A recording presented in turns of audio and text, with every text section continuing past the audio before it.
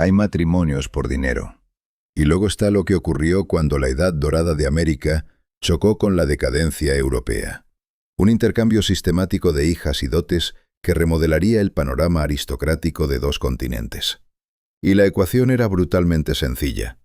Los nobles europeos tenían títulos, fincas y linajes que se remontaban a los campos de batalla medievales, pero sus cuentas bancarias se habían reducido a niveles tan patéticos que mantener las apariencias resultaba cada vez más imposible.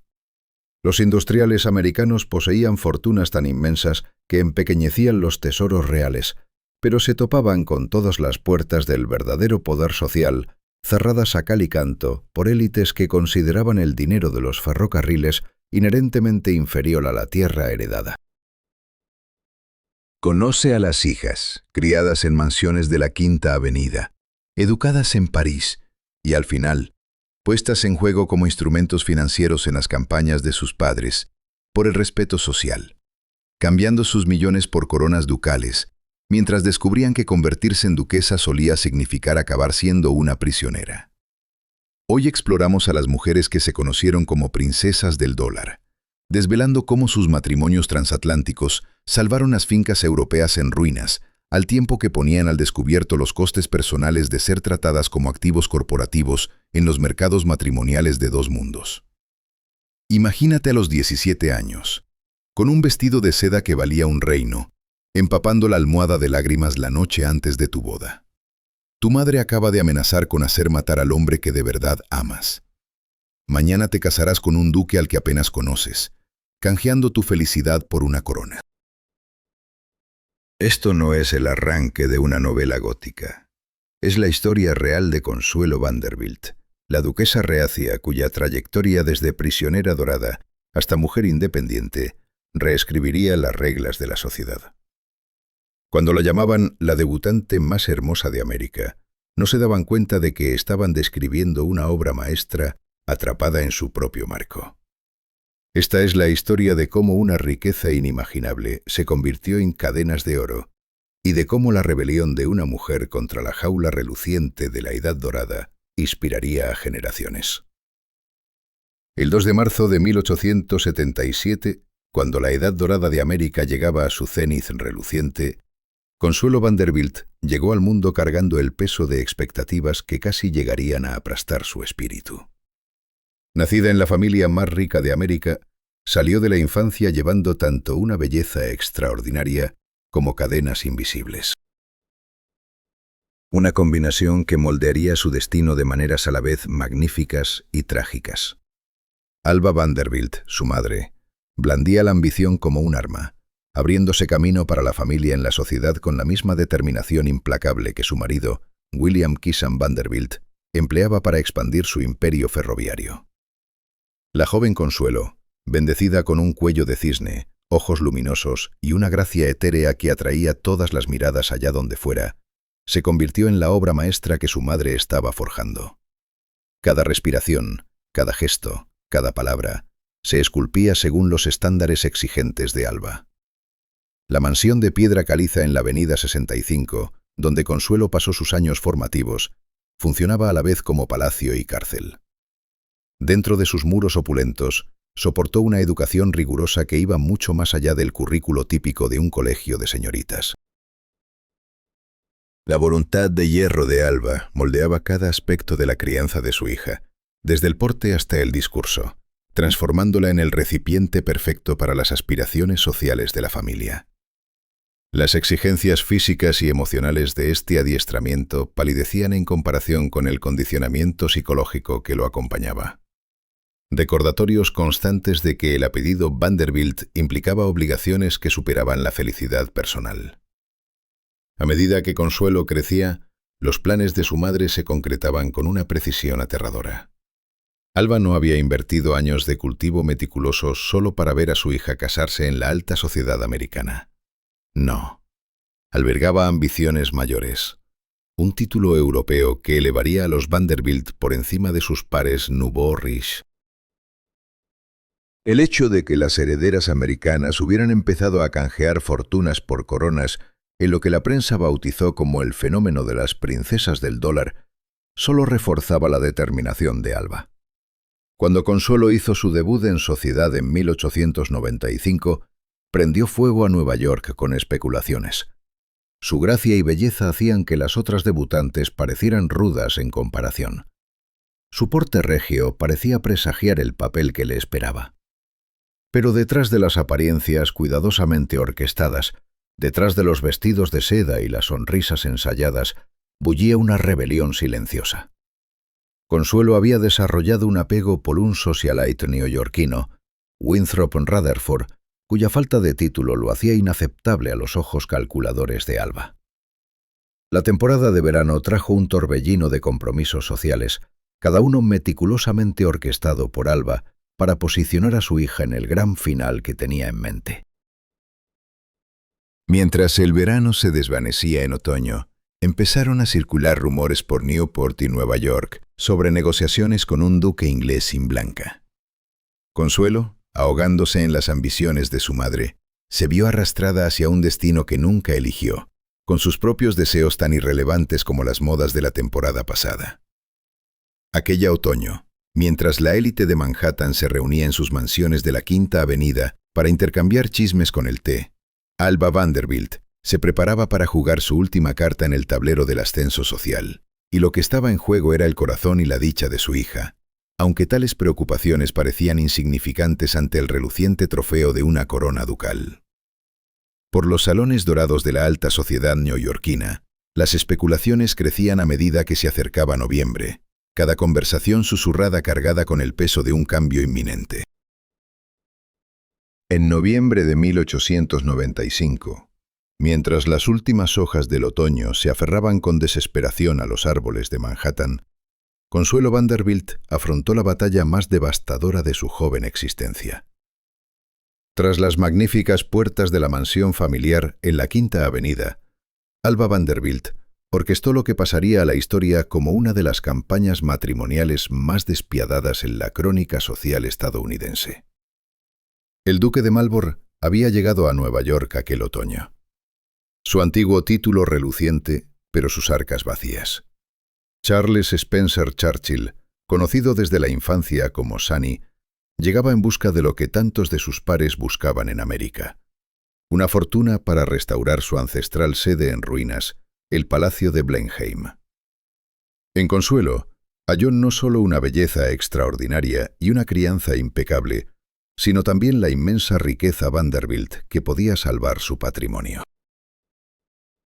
La resistencia de la joven Aeris al enlace desató un asedio doméstico que la perseguiría durante décadas.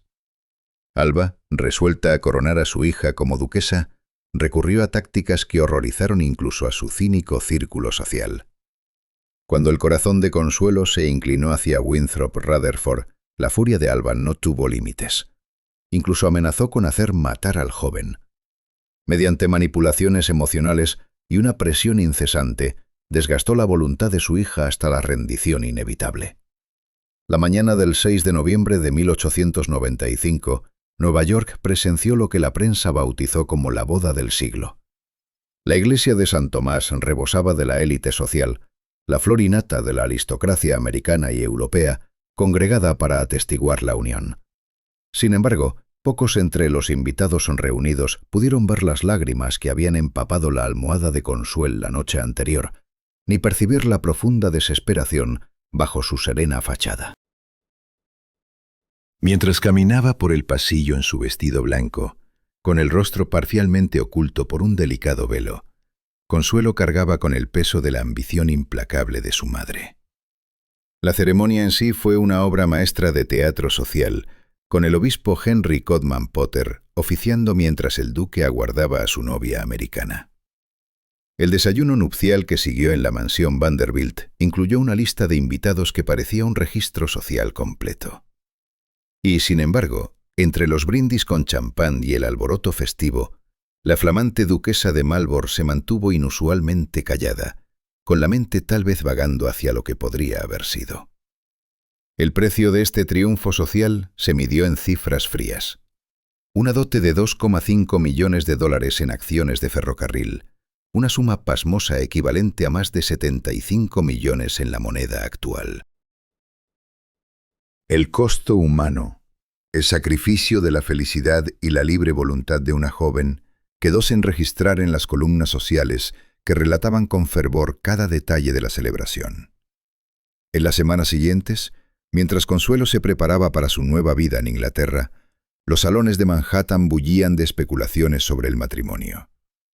Algunos alabaron la brillante maniobra de Alba, mientras otros murmuraban sobre la crueldad de sus métodos, pero nadie podía negar que había alcanzado su meta suprema.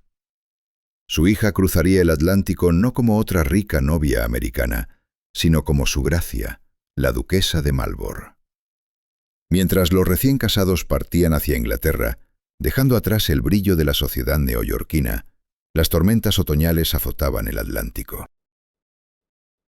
La travesía turbulenta parecía una metáfora idónea para el revuelo que aguardaba a la duquesa reacia en su nueva patria, donde tradiciones ancestrales y expectativas aristocráticas pondrían a prueba los límites de su resistencia. El palacio de Blenheim se erguía ante Consuelo a finales del otoño de 1895. Su imponente fachada, un monumento a siglos de poder aristocrático. La sede de los duques de Marlborough se presentaba como un triunfo de la arquitectura barroca inglesa y un símbolo aplastante de las responsabilidades que ahora recaían sobre sus jóvenes hombros. La duquesa, nacida en América, se convirtió en señora de una de las residencias más grandiosas de Inglaterra, con sus vastas salas y corredores interminables. El peso de la tradición que se esperaba que mantuviera, la crisis que enfrentaba Blenheim, era inmediata y grave. Años de abandono habían dejado el palacio en un estado de decadencia elegante que ni siquiera su magnífica arquitectura podía disimular por más tiempo. Daños por agua amenazaban tapices invaluables, mientras salas enteras permanecían vacías, con sus muebles vendidos por generaciones anteriores. El acuerdo matrimonial, que proporcionaba una renta anual de $100.000 al duque y otros 100.000 a Consuelo, pronto se pondría en marcha para financiar renovaciones extensas que salvarían este tesoro arquitectónico de la ruina. Aun cuando se volcaba por completo en la restauración de Blenheim, Consuelo se dio cuenta de que arreglar un palacio resultaba mucho más sencillo que sostener un matrimonio. El duque, siempre cortés sin falta, guardaba una distancia emocional que se hacía cada vez más evidente con el paso de los meses.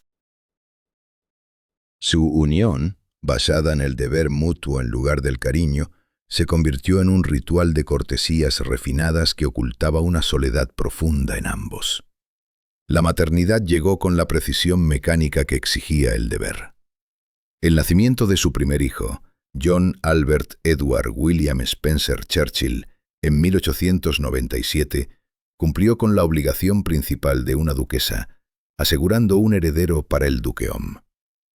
Un segundo hijo, Lord Ivor Spencer Churchill, llegó en 1898, completando el dúo esperado de heredero y repuesto. Los niños trajeron ratos de alegría a la vida de Consuelo, pero no podían llenar el vacío emocional en el centro de su matrimonio. La joven duquesa halló su verdadera vocación en el papel de reformadora social. Se entregó a las obras filantrópicas con una energía que sorprendió y en ocasiones escandalizó a los círculos aristocráticos tradicionales. Bajo su dirección, Blenheim se transformó en un foco de iniciativas sociales progresistas. Creó programas para los trabajadores de las fincas y sus familias que incluían mejoras en la vivienda y oportunidades educativas. Su labor con los pobres de Londres, especialmente con madres solteras y sus hijos, mostró una compasión que iba más allá de las barreras de clase. En la sociedad inglesa, la belleza y gracia natural de Consuelo la convirtieron en una sensación. La duquesa americana aportó una vitalidad fresca al mundo a menudo estancado de la aristocracia británica, y su presencia en las funciones sociales atraía miradas y admiración. Sin embargo, bajo ese éxito aparente, crecía la conciencia de que había cambiado una jaula dorada por otra. Mientras tanto, el duque seguía sus propios intereses y compañías en otro lado. Sus apariciones públicas juntos se volvieron cada vez más formales, orquestadas para mantener las apariencias de armonía conyugal mientras encubrían la realidad de su arreglo. El palacio que una vez había parecido el escenario de un cuento de hadas, empezaba a sentirse como un decorado elaborado para una obra en la que ninguno de los dos ya creía. A medida que amanecía el nuevo siglo, trayendo consigo vientos de cambio social, Consuelo empezó a cuestionar el trato que la había llevado a Blenheim.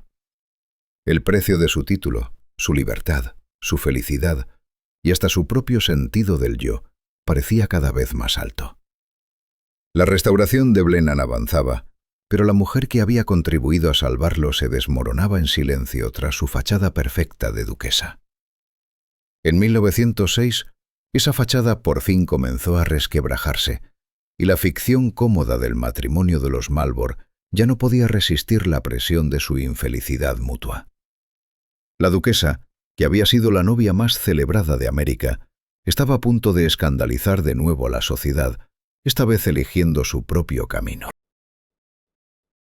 La separación de los Marlborough en 1906 marcó el fin de lo que la sociedad había alabado una vez como la unión perfecta entre la nobleza del viejo mundo y la riqueza del nuevo. Para Consuelo, ahora con 29 años, la decisión de separarse supuso el inicio de una transformación personal profunda, aunque los lazos legales tardarían muchos años más en disolverse por completo. Tras la separación, Consuelo salió de las sombras de su rol impuesto para encontrar su propia voz. Ya no atada por los estrictos protocolos de su posición como duquesa de Marlborough, se lanzó a causas que reflejaban sus verdaderas pasiones. Su trabajo con el Women's Municipal Party en Londres reveló una mente política aguda que había estado oculta bajo sus deberes sociales durante tanto tiempo. El movimiento sufragista halló en ella una defensora elocuente. Su propia experiencia de impotencia daba autenticidad a su apoyo por los derechos de la mujer. Los años posteriores a la separación vieron a Consuelo florecer de maneras inesperadas. Se estableció como una oradora pública formidable, dirigiéndose a multitudes sobre la reforma social y el sufragio femenino. Su labor filantrópica se amplió, centrándose especialmente en mejorar las condiciones para mujeres y niños en las zonas más deprivadas de Londres. La mujer que una vez se valoró sobre todo por su belleza y riqueza, demostró ser una organizadora capaz y una defensora apasionada del cambio social. Cuando estalló la Primera Guerra Mundial en 1914, Consuelo canalizó sus habilidades organizativas en esfuerzos vitales de ayuda bélica. Como presidenta del Comité de Ayuda Económica del American Women's War Relief Fund, trabajó sin descanso para apoyar a los afectados por el conflicto. Sus esfuerzos en esos años le valieron el reconocimiento tanto del gobierno británico como de organizaciones internacionales de ayuda, consolidándola como una líder en causas humanitarias. Durante todos esos años, mantuvo un silencio digno sobre su matrimonio, incluso mientras la sociedad bullía de especulaciones. El duque tenía ahora su propia vida, y Consuelo se sentía cada vez más atraída por un futuro diferente. En Jacques Balsar, una pionera francesa de la aviación en globo y avión, Consuelo descubrió lo que significaba un amor basado en el respeto mutuo y en intereses compartidos, en lugar de en las obligaciones sociales. El largo camino hacia el divorcio terminó por fin en 1921. La disolución legal de su matrimonio con el duque de Marlborough no solo ponía fin a una unión, sino que abría las puertas a la verdadera independencia de Consuelo. El duque solicitó más tarde una anulación a la Iglesia anglicana con el consentimiento de Consuelo, un proceso que se completó en 1926. Esa anulación confirmaba lo que ella siempre había sabido: su consentimiento al matrimonio nunca había sido libre. Los años entre la separación y el divorcio convirtieron a la que fuera una hermosa duquesa en una mujer con peso propio y autónoma. Su belleza, que hasta entonces había sido su principal moneda de cambio en el mercado matrimonial de la alta sociedad, ahora era solo un rasgo más de una personalidad compleja y lograda. Las habilidades que había desarrollado como joven duquesa se dirigieron ahora hacia iniciativas benéficas con sentido, mientras que su experiencia en un matrimonio arreglado la convirtió en una voz potente a favor de la autonomía femenina. A medida que el mundo de posguerra surgía de las cenizas del conflicto, Consuelo estaba preparada para empezar un nuevo capítulo en su vida. La mujer que había caminado hacia el altar de la iglesia de San Tomás entre lágrimas, ahora encaraba su futuro con una determinación serena. El precio de su libertad había sido alto, pero su valor era incalculable. En 1921, con 44 años, Consuelo Vanderbilt iniciaba su segunda etapa. Su matrimonio con Jacques Balsa no era solo una nueva unión, sino el triunfo de la elección personal sobre la obligación social. A diferencia del espectáculo teatral de su primera boda, esta ceremonia celebraba una conexión auténtica entre dos personas que se habían elegido libremente. El contraste no podía ser más marcado. Donde la joven duquesa había avanzado por el pasillo entre lágrimas, Consuelo Balsan ahora lo hacía con una alegría callada. Los años junto a Jacques resultaron transformadores. Su vida compartida entre Francia y América permitió a Consuelo tender puentes entre los dos mundos que habían moldeado su existencia. En su finca francesa, Château Saint-Jour Motel, creó el tipo de hogar que Blenheim, con toda su grandeza, nunca había sido. Los jardines que allí diseñó reflejaban su gusto maduro, liberado de las ataduras de la tradición aristocrática. Su relación con sus hijos, John e Eva, evolucionó y se profundizó con el tiempo, mostrando que los lazos maternos podían sobrevivir e incluso florecer más allá de los límites de un matrimonio fallido. Los años 30 trajeron nuevos retos mientras Europa se ensombrecía bajo la amenaza del fascismo. Cuando Francia cayó ante la Alemania nazi en 1940, los Balsans tuvieron que huir, abandonando su amado château. Se dirigieron a América, donde Consuelo volvió a demostrar su temple. En esos años, dedicó su energía a apoyar el movimiento de los franceses libres y diversas organizaciones de ayuda a los refugiados europeos. En 1953, Consuelo publicó sus memorias, The Glitter and the Gold. El libro ofrecía mucho más que un vistazo al mundo desaparecido de la Edad Dorada. Era una reflexión pensada sobre el privilegio, el deber y el alto precio de la ambición social. Con una franqueza notable, detalló las maquinaciones implacables de su madre y su propio trayecto desde novia joven e impotente hasta mujer independiente. Las memorias se convirtieron en un éxito de ventas, presentando su historia a una nueva generación. A lo largo de esos años posteriores, Consuelo mantuvo una relación digna con su primer esposo. Cuando el duque de Marlborough murió en 1934, ella escribió un emotivo tributo en su memoria, reconociendo su historia compartida, mientras celebraba lo lejos que ambos habían llegado desde su comienzo desafortunado. Su propia madre, Alba, había testificado durante el proceso de anulación, admitiendo su papel en forzar a su hija al matrimonio, una confirmación final de lo que Consuelo siempre había sabido. La mujer que emergió en esas décadas poco tenía que ver con la novia adolescente asustada de 1895. Su belleza, que en ojos de la sociedad había sido su principal valor, había madurado en una gracia elegante que reflejaba su desarrollo interior. Las habilidades que había aprendido gestionando Blenheim encontraron salida en su labor benéfica y en la administración de sus propias propiedades. Las dotes diplomáticas que había cultivado navegando la sociedad aristocrática le sirvieron de maravilla en sus esfuerzos humanitarios. La muerte de su hijo Ivor en 1956 supuso una tragedia personal profunda en sus últimos años. Aún así, Consuelo conservó su fuerza y dignidad, prosiguiendo con su trabajo caritativo y manteniendo lazos cercanos con su familia restante. Había aprendido hacía tiempo que los mayores desafíos de la vida a menudo conducían a formas inesperadas de crecimiento. Consuelo Vanderbilt Balsan falleció el 6 de diciembre de 1964 en Southampton, Long Island. Tenía 87 años y había vivido lo suficiente para ver cómo el mundo de su juventud, con sus rígidas jerarquías sociales y matrimonios arreglados, se desvanecía en la historia. Su legado perduró no en títulos ni en coronas, sino en el ejemplo que dio de una mujer que había reunido el valor para trazar su propio camino.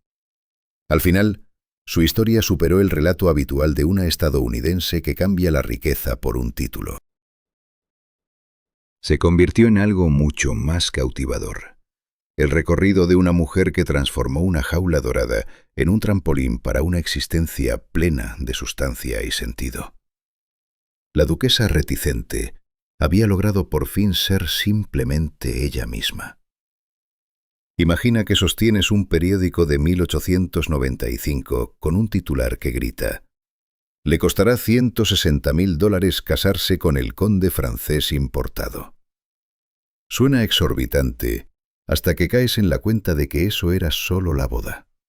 El precio real, $10 millones y 11 años de humillación sistemática. Estás leyendo sobre Anna Gould, una mujer tan rica que podía permitirse el error romántico más caro de la historia de Estados Unidos y tan poco agraciada que los periódicos bromeaban con que resultaba especialmente bella vista a través de su dote. Su marido usaría su fortuna para construir una réplica de Versalles en París, todo mientras mantenía aventuras con hombres y mujeres por igual. Escándalos tan escandalosos que hasta la refinada sociedad europea se escandalizaba, demostrando que algunos imports traen costes ocultos que no dejan de acumularse nunca. Este cuento de un matrimonio transatlántico que sale mal pone de manifiesto cómo incluso las mayores fortunas americanas podían arruinarse a manos de un solo europeo encantador, con un gusto exquisito y una moral resbaladiza. Por eso, en el episodio de hoy de All Money Allure, nos adentramos en cómo los apetitos caros de un conde francés casi destruyeron una de las herencias más grandiosas de la historia estadounidense. Anna Gould era la prueba viviente de que en la Edad Dorada ser espectacularmente fea no importaba si eras espectacularmente rica, y ella lo era en igual medida. Nacida el 5 de junio de 1875, Anna era hija de Jay Gould, uno de los varones ladrones más infames de Estados Unidos, considerado por muchos el hombre más odiado de la América de finales del siglo XIX. Jay Gould había amasado su fortuna de $70 millones con métodos que harían sonrojar a los villanos corporativos de hoy en día, sobornando legisladores, manipulando acciones de ferrocarriles, intentando acaparar el mercado del oro y provocando pánicos financieros que arruinaron a innumerables inversores. Cuando murió en 1892, Anna heredó un fideicomiso colosal de $15 millones que le generaba una renta anual de $500.000, convirtiéndola en una de las mujeres más ricas de América, a pesar de ser universalmente reconocida como una de las menos atractivas. Los observadores de la época eran brutalmente sinceros sobre el aspecto de Anna, describiéndola como baja, cetrina, egocéntrica y con lo que una crónica llamaba con delicadeza, un rostro simiesco y un temperamento huraño. La dramaturga estadounidense Natalie Clifford Barney fue aún más cruel, tildando a Anna de la criatura más sucia y desaseada que jamás había visto, lo cual era un insulto notable viniendo de alguien del mundo del teatro. La prensa francesa, con su talento inigualable para el ingenio cortante, llegó a decir que Anna era especialmente bella cuando se la veía a través de su diario. Una frase que capturaba a la perfección cómo todo el mundo veía esta andante señal de dólares. Criada en el lujo que solo el dinero de un varón ladrón podía ofrecer, Anna desarrolló el fuerte sentido de sí misma de su padre y una total indiferencia hacia la opinión pública, cualidades que le vendrían de perlas en las batallas que le esperaban. Pero los defectos físicos de Anna estaban a punto de volverse irrelevantes cuando se topó con el tipo más peligroso de aristócrata europeo. Un conde francés, devastadoramente guapo, completamente arruinado, con gustos caros y una moral flexible.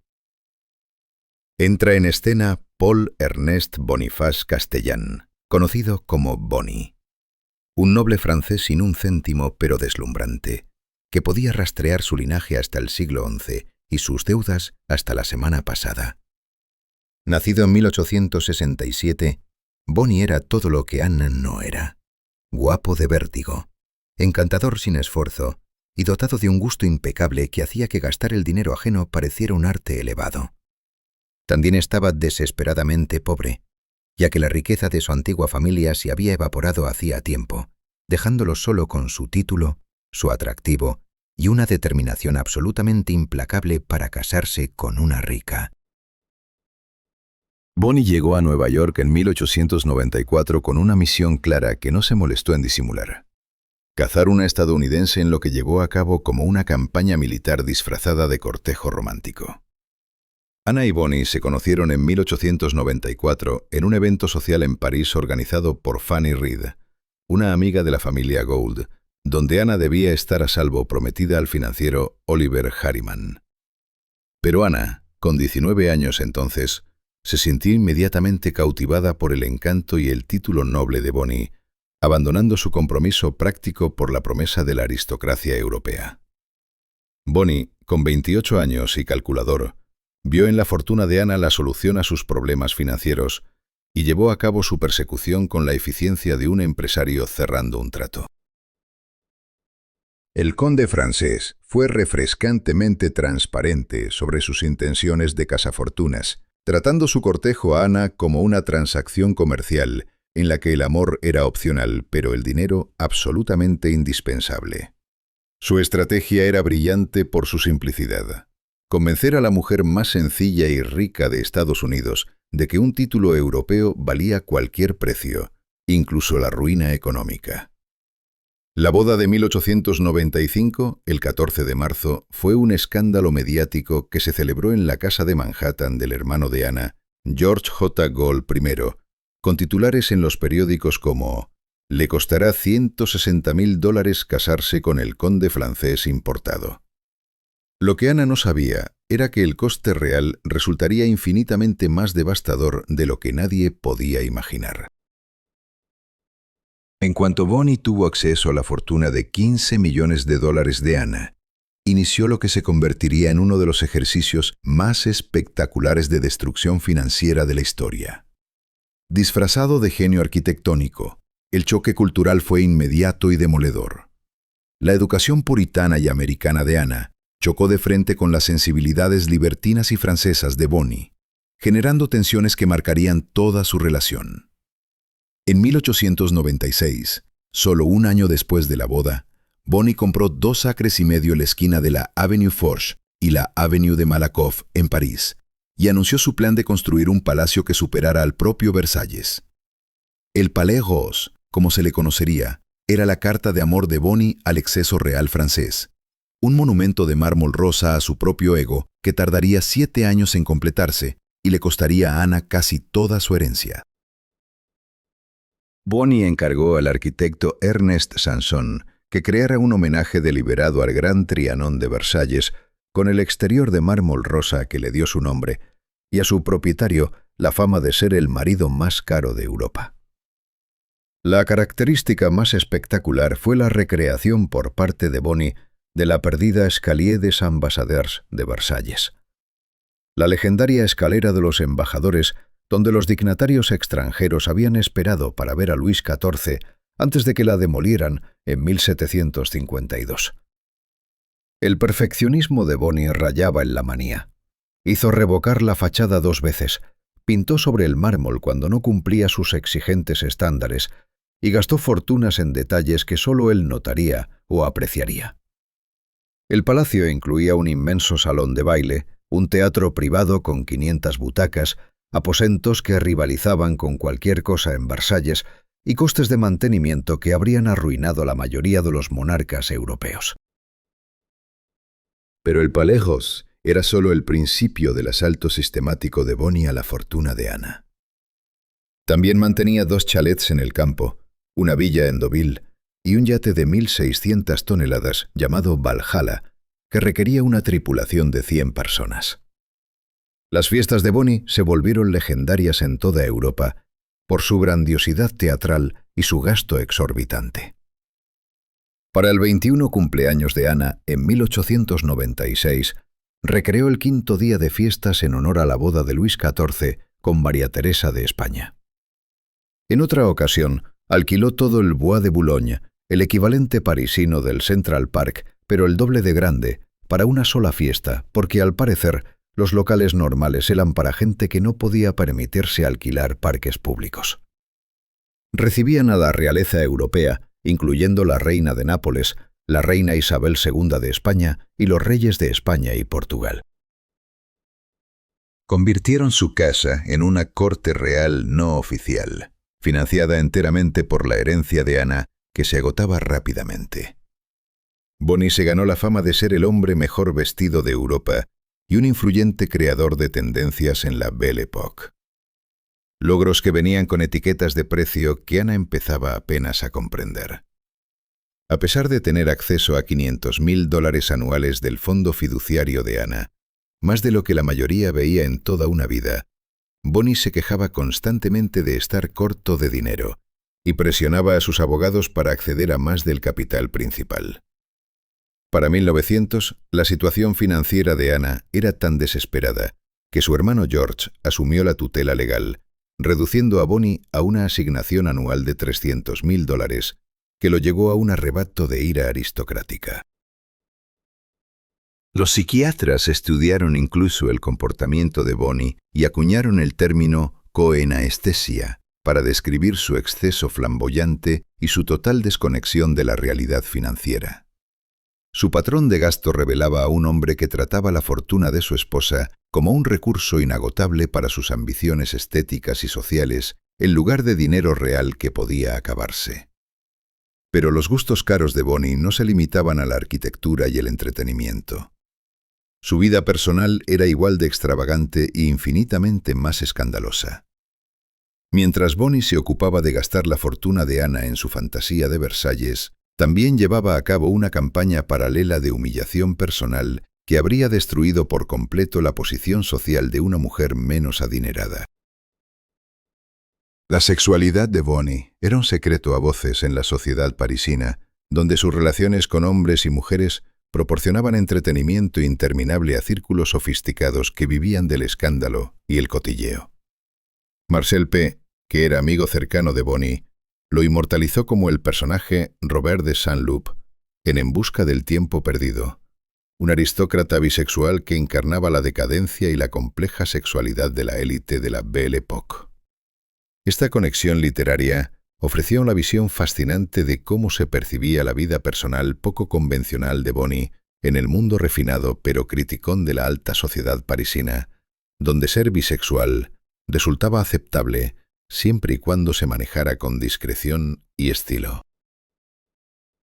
Sin embargo, Boni no era nada discreto ni se preocupaba especialmente por los sentimientos de Ana, llevando sus aventuras con la misma despreocupada arrogancia que empleaba para gastar su dinero en fantasías arquitectónicas. Le divertía describir su dormitorio como una capilla expedicionaria cuando guiaba visitas por la casa, convirtiendo su intimidad en un espectáculo para invitados que seguramente ya chismorreaban sobre sus devaneos extramatrimoniales. Ana no solo tenía que soportar el despilfarro de su herencia, sino también la humillación pública de estar casada con un hombre que veía su matrimonio como una obra de arte performativo en lugar de una relación auténtica. Durante su matrimonio tuvieron 5 hijos en común. Marie-Louise, nacida en 1896, que falleció en la infancia; Boniface, nacido en 1897; Gore, en 1897, y Jason, nacido en 1902. La magnitud del gasto de Boni era impresionante, incluso según los estándares de la Edad Dorada. A lo largo de su matrimonio, dilapidó unos $10 millones de la herencia de Ana, equivalentes a unos 300 millones en la moneda actual. Esto suponía 2/3 de su herencia total, una cantidad abrumadora que no solo sostuvo su estilo de vida, sino también la obsesiva colección de arte de Boni, sus proyectos arquitectónicos y lo que parecía una misión personal para mantener a flote por sí solo la industria del lujo en Europa. En solo 5 años de casados, se habían gastado aproximadamente 7,7 millones de su fortuna, obligando a Ana a vivir de un capital que se reducía a pasos agigantados en lugar de ingresos por inversiones. La paciencia de Anna con los excesos de su marido llegó a su límite a través de una serie de incidentes cada vez más humillantes que ponían de manifiesto hasta qué punto Bonnie había empezado a dar por sentada su riqueza. El colmo llegó en 1906, cuando Anna regresó a casa y se encontró con que habían cortado la electricidad. Bonnie no había pagado las facturas a pesar de su inmensa fortuna, al parecer porque consideraba que los pagos de servicios estaban por debajo de su atención aristocrática. Esto no era solo irresponsabilidad financiera. Era un grado de desprecio por la gestión básica del hogar que revelaba cuán desconectado se había vuelto Bonnie de cualquier realidad práctica. El 20 de enero de 1906, tras 11 años de matrimonio y viendo cómo su herencia se evaporaba, Anna por fin explotó y pidió el divorcio, alegando la infidelidad y la temeridad financiera de Bonnie. Inmediatamente le cortó el acceso a sus fondos, lo echó de sus casas y envió su ropa, descrita como su única fortuna restante, a sus padres, como si fuera equipaje devuelto tras unas vacaciones fallidas. El proceso de divorcio sacó a la luz la devastación financiera completa. Bonnie había logrado gastar casi el 70% de la herencia de Anna en solo 11 años. Pero la venganza de Anna apenas comenzaba, y estaba a punto de asestar un golpe al orgullo aristocrático de Bonnie que resultaría aún más demoledor que privarlo de su asignación. La venganza de Managoul contra su exmarido cazafortunas fue tan diabólicamente perfecta que podría haber sido guionizada por una novelista vengativa con un talento exquisito para la justicia poética.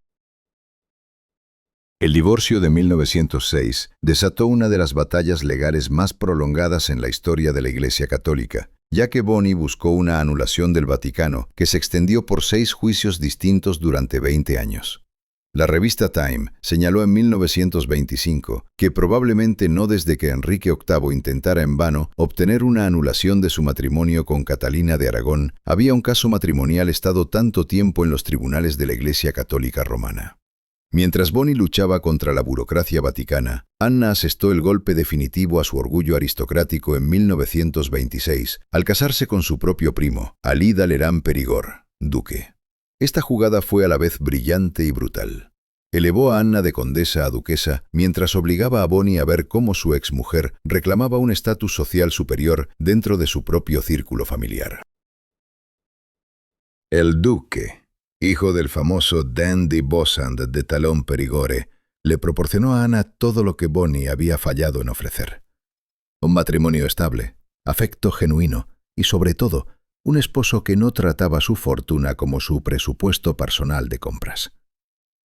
A diferencia del desastre teatral de su primera unión, el segundo matrimonio de Anna resultó genuinamente exitoso, durando hasta la muerte del duque en 1937 y produciendo 2 hijos.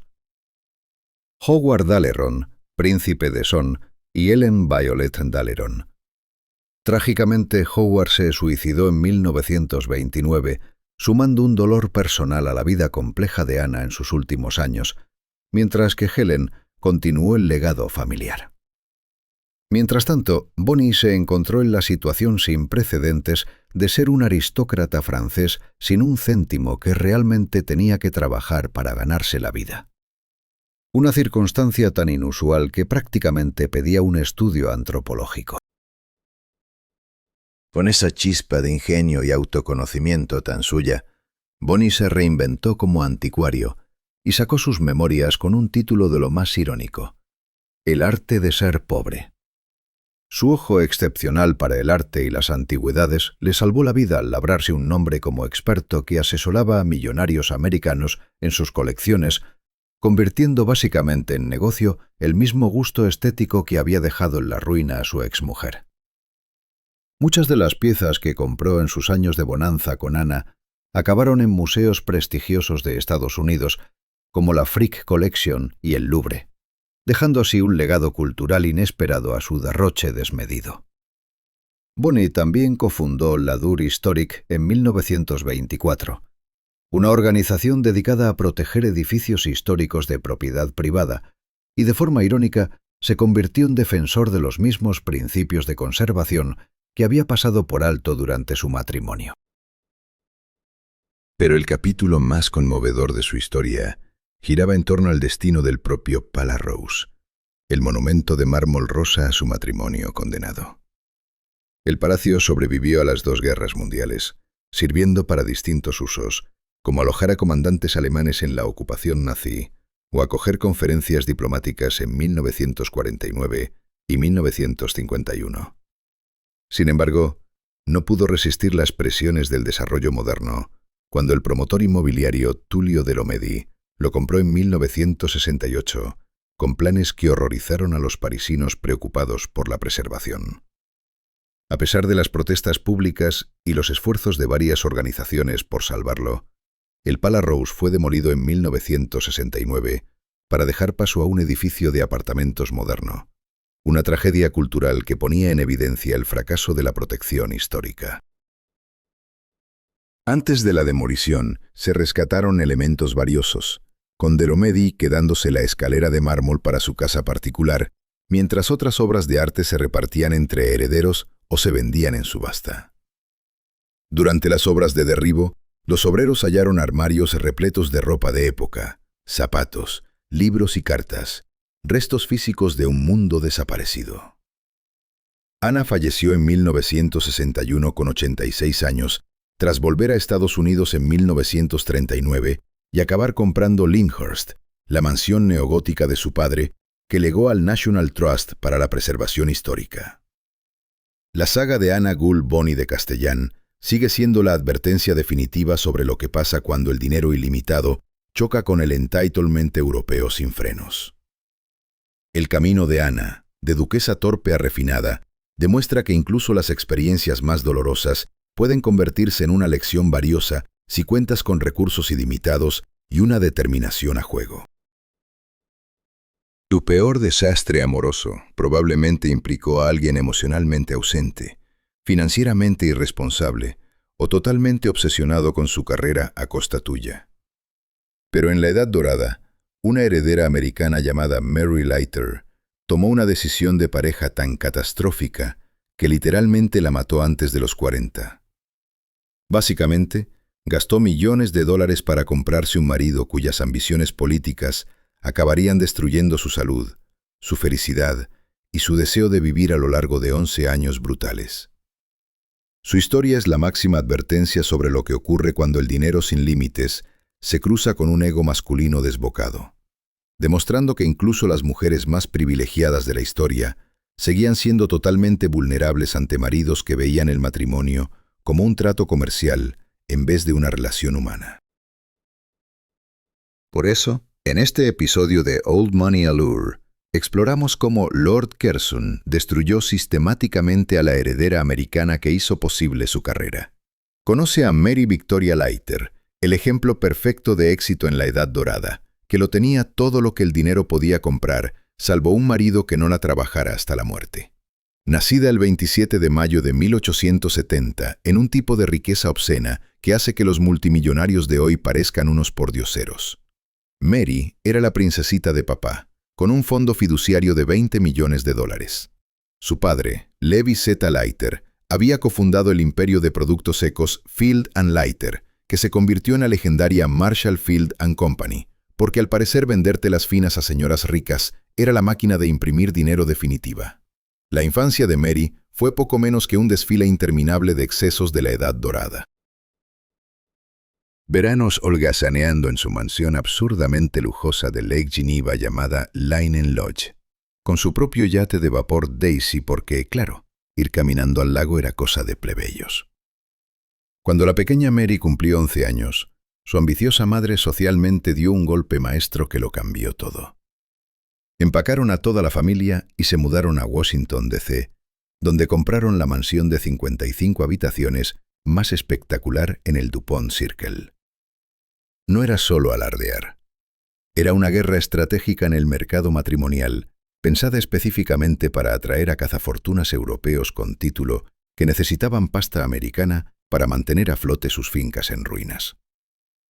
Mary se ganó el cariñoso apodo de Princesa de Lake Geneva, mientras la preparaban para la grandeza aristocrática con un ejército de tutores privados que le enseñaban todas las habilidades esenciales: baile, canto, música, arte y francés. Porque al parecer no se podía gastar millones sin hablar varios idiomas. Se hizo amiga íntima de las mujeres más influyentes de América, entre ellas la primera dama Frances Folsom Cleveland, demostrando que hasta las esposas de presidentes necesitaban amigas ricachonas para sentirse importantes. Para 1890, Mary, con solo 20 años, estaba lista para arrasar en la alta sociedad londinense, donde los aristócratas británicos desesperados prácticamente hacían cola para subastar sus títulos al mejor postor yanqui. La fiebre de las princesas del dólar alcanzaba su punto máximo de locura, con familias americanas adineradas montando una operación refinada de compra de maridos al otro lado del Atlántico. En una de esas fastuosas bolas londinenses que la gente rica organiza para dar sentido a su existencia, Mary divisó a su objetivo perfecto. George Nathaniel Curzon, un conservador de 35 años en el Parlamento, con un atractivo devastador, brillantes perspectivas políticas y problemas financieros que harían llorar a un prestamista usurero. Curzon era el proyecto ideal de aristócrata para restaurar. Intelectualmente imponente, políticamente ambicioso, socialmente bien conectado y completamente, espectacularmente arruinado. Mary le echó un vistazo a aquel desastre guapísimo y soltó una declaración que dejó pasmados incluso a sus contemporáneos más intrépidos. Lo tendré porque creo que me necesita. No tengo vergüenza. No se trataba de romance. Era una joven con recursos ilimitados que reconocía haber encontrado la oportunidad de inversión perfecta, disfrazada de marido. Curzon, por su parte, andaba calculando exactamente cuánto de la fortuna de Mary precisaría para resucitar su estilo de vida aristocrático, todo mientras fingía que el dinero estaba por debajo de su noble consideración. Lo que nadie imaginaba era que Mary estaba a punto de cerrar el peor negocio de la historia de la Edad Dorada, uno que le daría el rango político más alto alcanzado por una mujer americana y le costaría todo lo demás, incluida la vida. El contrato matrimonial más caro de la historia de Estados Unidos arrancó con un compromiso secreto de 2 años que debería haber venido con banderas rojas del tamaño de un estadio sobre las prioridades de Curzon. George insistió en acabar sus queridos asuntos políticos antes de molestarse con nimiedades como hablar de verdad con su prometida, estableciendo así el encantador patrón de tratar a Mary como una cita molesta en su agenda. Tras apenas contacto alguno durante el noviazgo, porque ¿para qué perder el tiempo en romances cuando había deudas que sumar?, por fin se casaron el 22 de abril de 1895 en la Iglesia Episcopal de San Juan, en Washington, D.C.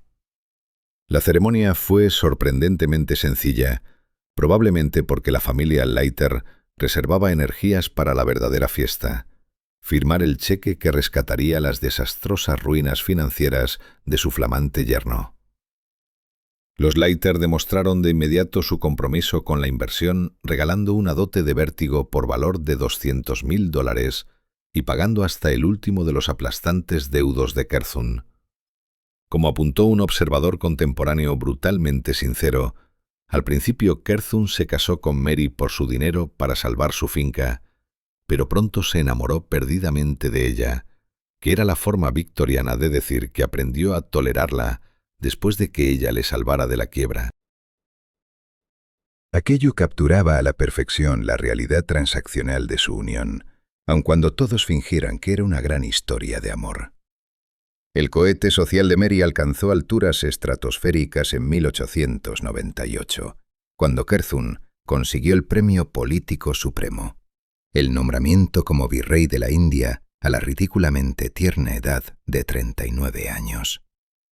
Aquel ascenso convirtió a Mary en la virreina de la India, lo que la transformó en la mujer americana más poderosa de todo el Imperio Británico, literalmente solo por detrás de la reina Victoria en la jerarquía imperial. El puesto la ponía al mando de gobernar a más de 400 millones de personas en el subcontinente indio, una responsabilidad algo mayor de la que podía manejar la mayoría de chicas de 28 años. Como virreina, Mary tuvo que presidir funciones estatales tan elaboradas que hacían que Versalles pareciera una parrillada en el jardín. mientras dirigía casas más grandes que pequeñas ciudades y cumplía obligaciones sociales que habrían hundido a diplomáticos profesionales. Se convirtió en una leyenda absoluta por su impactante aparición en el Durbar de Delhi de 1903, donde lució el icónico vestido de pavo real, que se volvió el atuendo más famoso de la historia imperial. El poeta indio Ram Sharma enloqueció describiéndola como una rosa de rosas brillantes, una visión de luz encarnada, que era o una admiración genuina o el peloteo literario más elaborado de la historia. Mary se lanzó al papel con una eficacia demoledora, convirtiéndose en el arma secreta de Curzon durante lo que se transformaría en un mandato político cada vez más catastrófico. Fundó los hospitales Lady Curzon para la salud de la mujer. Apoyó a médicas y su defensa por la conservación. Ayudó a crear lo que luego sería el Parque Nacional de Kaziranga. Porque, al parecer, salvar rinocerontes resultaba más fácil que salvar su matrimonio. La pareja tuvo 3 hijas durante aquellos años imperiales. Mary Irene nació en 1896, Cynthia Blanche en 1898 y Alexandra Naldera en 1904. Los círculos políticos atribuían gran parte del éxito inicial de Curzon a la elegancia, el encanto y la capacidad casi sobrenatural de Mary para hacer que sus políticas, cada vez más impopulares, parecieran razonables. Pero esa misma grandeza imperial que la había convertido en una figura histórica ya la estaba destruyendo sistemáticamente, minando su salud, su felicidad y su deseo de vivir. La ironía cruel empezaba a hacerse evidente. Mary se había ganado un imperio, pero el precio sería todo lo que daba sentido a la vida. Ese paraíso imperial, que la había elevado a alturas sin precedentes, estaba a punto de transformarse en una prisión dorada, donde cada ceremonia y acto oficial le robaba poco a poco un fragmento de su alma. El clima de la India resultaba especialmente despiadado para las mujeres europeas, y la frágil constitución de Mary empezó a desmoronarse bajo el asedio incesante del calor extremo, la humedad asfixiante y la presión constante de encarnar la perfección imperial las 24 horas del día. Sin embargo, el tormento físico palidecía en comparación con el aislamiento social que la volvía loca de forma gradual, ya que el protocolo colonial convertía cada interacción humana en una representación coreografiada al detalle. De vuelta en Londres, Mary ya había aprendido que la sociedad británica la despreciaba por ser una advenediza americana, mientras que sus amigas de Estados Unidos la veían como una snob insoportable por hacerse pasar por aristócrata. En la India, ese aislamiento se volvió asfixiante del todo, con la rígida jerarquía imperial impidiendo cualquier amistad auténtica, al tiempo que las abrumadoras responsabilidades de gobernar a cientos de millones exigían apariciones públicas ininterrumpidas. Las demandas físicas la estaban matando literalmente, mientras soportaba varios embarazos y mantenía un calendario agotador de deberes ceremoniales que habían puesto a prueba a atletas profesionales. El punto de quiebre llegó en el verano de 1904, cuando Mary padeció una enfermedad casi mortal que sin duda estaba relacionada con un aborto y la consiguiente infección que arruinaron su salud de manera permanente. Fue entonces cuando Curzon mostró su verdadero carácter. En lugar de quedarse con su esposa moribunda, tomó la decisión espectacularmente insensible de abandonar a Mary en su convalecencia para precipitarse de regreso a la India y dedicarse a la política. Ese abandono en su momento de mayor vulnerabilidad demostraba que Curzon valoraba su carrera por encima de la vida de Mary, estableciendo un patrón de negligencia que resultaría fatal. Cuando Mary se arrastró de vuelta a la India, a pesar de estar medio muerta, esa elección fue básicamente un suicidio por deber imperial, acelerando su derrumbe físico hasta dejarla sin ninguna posibilidad de recuperación. Todos veían cómo Mary se transformaba de la princesa vibrante de Lake Geneva en un fantasma andante, perdiendo peso de forma dramática y sufriendo dolores de cabeza constantes que ningún dinero podía aliviar. La personalidad cada vez más monstruosa de Kun empeoraba todo. A medida que sus luchas políticas se intensificaban y su estilo de gobierno se volvía tan autocrático que hasta otros funcionarios británicos empezaron a poner en duda su cordura. Su decisión de dividir Bengala en 1905 desató disturbios masivos y básicamente dio origen al nacionalismo indio moderno, generando un caos político que Mary tuvo que ayudar a gestionar mientras fingía que todo estaba perfectamente bajo control. La insistencia de Curzon en aceptar un segundo mandato como virrey, a pesar de la evidente crisis de salud de Mary, probaba que era completamente ajeno al sufrimiento humano o simplemente no le importaba a nadie más que él mismo. El desastre político final llegó cuando Curzon se enzarzó en una pelea con Lord Keter, el comandante en jefe del ejército indio, por reformas burocráticas que literalmente nadie salvo Curzon consideraba importantes. Esa batalla de egos escaló hasta una crisis gubernamental a gran escala que culminó con la forzosa renuncia de Curzon en una humillante deshonra durante el verano de 1905. A diferencia de los virreyes normales que se retiraban con honores y pensiones, Curzon fue esencialmente despedido por ser imposible de tratar, haciendo que el sacrificio de Mary pareciera aún más inútil y trágico. Para cuando se escabulleron de regreso a Inglaterra en agosto de 1905, Mary estaba visiblemente muriendo, y 7 años de servicio imperial la habían destruido por completo, hasta el punto de que la recuperación era imposible. La mujer que una vez había deslumbrado a la sociedad india con su gracia y belleza, era ahora una cáscara vacía, sistemáticamente aniquilada por la misma posición que la había hecho históricamente significativa. Curzon había obtenido exactamente lo que quería de su matrimonio: dinero, estatus y poder político. Y Mary estaba a punto de pagar el precio definitivo por haber facilitado sus ambiciones. El capítulo final de la vida de Mary Leiter Curzon comenzó en el momento en que regresaron a Inglaterra en agosto de 1905, cuando quedó obvio que 7 años interpretando el papel de emperatriz imperial la habían matado básicamente. El cuerpo de Mary estaba tan destrozado por enfermedades tropicales, traumas reproductivos, negligencia emocional y el puro agotamiento de gobernar un imperio que ni siquiera los mejores médicos de Europa pudieron recomponerla. La familia planeó con desesperación unas vacaciones de 3 meses en el sur de Francia, aferrándose a la triste ilusión de que un simple cambio de aires podría milagrosamente devolverle a la mujer que el marido había destruido poco a poco con sus ambiciones. Pero Mary ya había cruzado el umbral sin vuelta atrás. Su salud estaba tan debilitada por lo que los historiales médicos llamaban, con delicadeza, una infección prolongada y casi mortal tras el aborto y las posteriores catástrofes quirúrgicas, que su cuerpo funcionaba prácticamente a base de nada. La mezcla de lidiar con las crisis políticas de Curzon, sobrevivir a varios embarazos en el clima infernal de la India y aguantar años de aislamiento social había generado la tormenta perfecta de deterioro físico que ninguna fortuna podía reparar.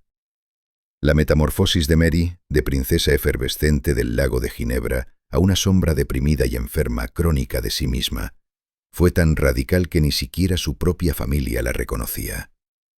El desgaste emocional quizás fue peor que el físico, porque años de abandono por parte de Curzon en cada crisis la habían dejado hecha pedazos psicológicamente y totalmente sola, aunque estuviera rodeada de sirvientes y lujos.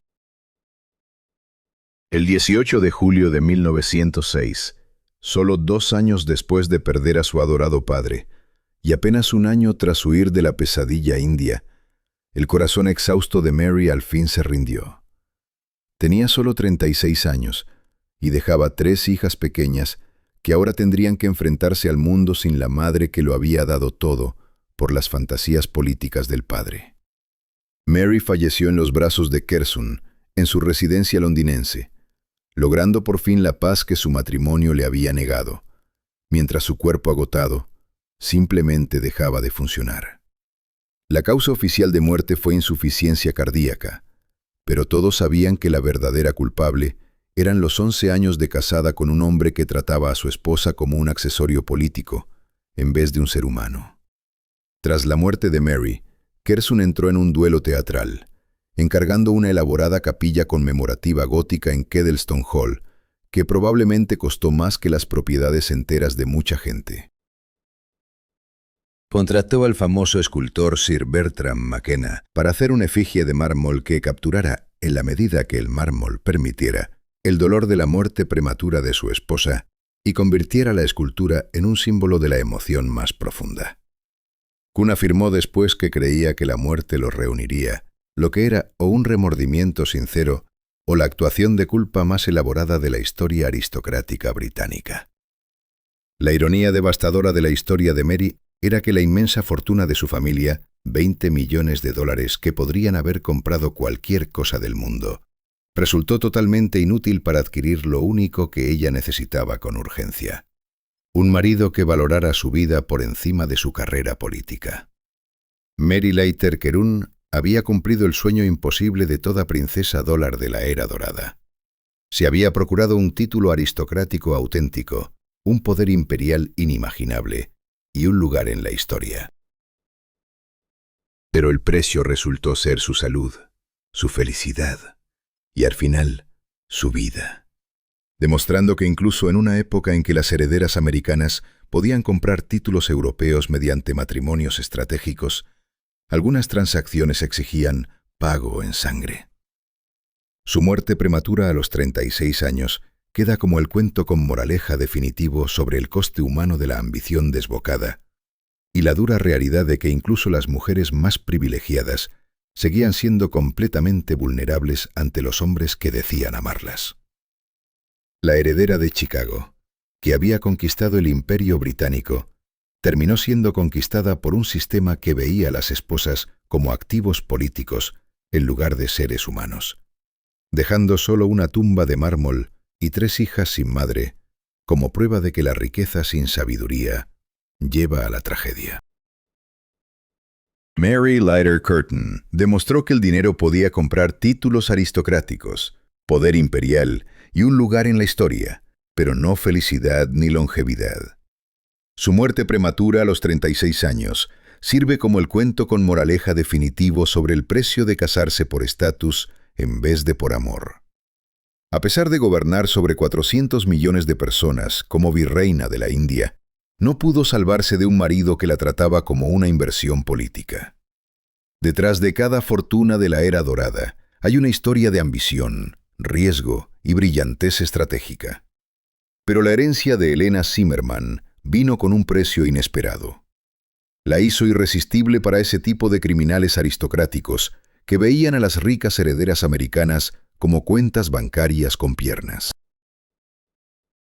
Verá, su padre Eugene había amasado sus millones con heroísmo genuino y genio empresarial, sobreviviendo a torpedos confederados durante la Guerra Civil, antes de convertir su experiencia militar en imperios del petróleo y los ferrocarriles que lo convirtieron en uno de los hombres más ricos de América. Y aunque ese extraordinario pasado debería haberle abierto todas las puertas y garantizado la felicidad de Helena, en cambio atrajo a un depredador cuya desesperación financiera se disfrazaba tras un título impresionante y un encanto aristocrático. El duque que la perseguía ya había intentado engañar a varias familias adineradas y era infame en toda la sociedad británica y estadounidense como un cazafortunas descarado, cuyo gasto igualaba su incapacidad para pagar las facturas. Así que, en el episodio de hoy de Old Money Allure, exploramos el camino de Helena Zimmermann desde víctima hasta superviviente y las lecciones que su historia nos deja sobre cómo detectar conductas depredadoras. Imagina tener un padre tan rico que podía comprar sistemas enteros de ferrocarriles, tan heroico que sobrevivió a ser lanzado a un río por torpedos confederados, y tan astuto en los negocios que vendió petróleo a John D. Rockefeller justo en el momento perfecto, y luego usó todo ese privilegio para casarse con un hombre que ni siquiera podía pagar joyas falsas. Helena Zimmermann nació el 25 de septiembre de 1878 en la realeza industrial estadounidense que hacía que los varones ladrones parecieran aficionados. Sin embargo, pasaría 32 años casada con un criminal que destruyó sistemáticamente cada dólar que su padre había ganado. Su padre, Eugene Zimmermann, había construido una de las fortunas más espectaculares de la Edad Dorada gracias a una mezcla de heroísmo militar, un timing impecable y esos instintos empresariales que convertían a oficiales navales de la guerra civil en magnates del petróleo y los ferrocarriles. El camino de Eugene hacia la riqueza empezó con un servicio militar distinguido que parece sacado de una novela de aventuras. Al principio, la Armada de la Unión le rechazó por ser demasiado joven, pero él insistió hasta que lo aceptaron como oficial subalterno en la escuadra del río Mississippi. Su barco fue alcanzado por un torpedo en combate, matando a varios marineros y lanzando al joven Eugene al río Yazoo, donde sobrevivió a lo que debería haber sido una muerte segura. Siguió participando en batallas clave, como la de St. Charles y Duval's Bluffs, ganando un ascenso a alférez por su valentía bajo fuego. Durante la campaña de Vicksburg, que se libró en su ciudad natal, Eugene comandó un barco de morteros e hizo una incursión exitosa contra el bloqueo confederado, mostrando esa audacia al tomar riesgos que más tarde le serviría en los negocios. Dejó el servicio naval como un teniente de 20 años con una experiencia invaluable en liderazgo, pensamiento estratégico y gestión de crisis que resultó esencial en su carrera civil.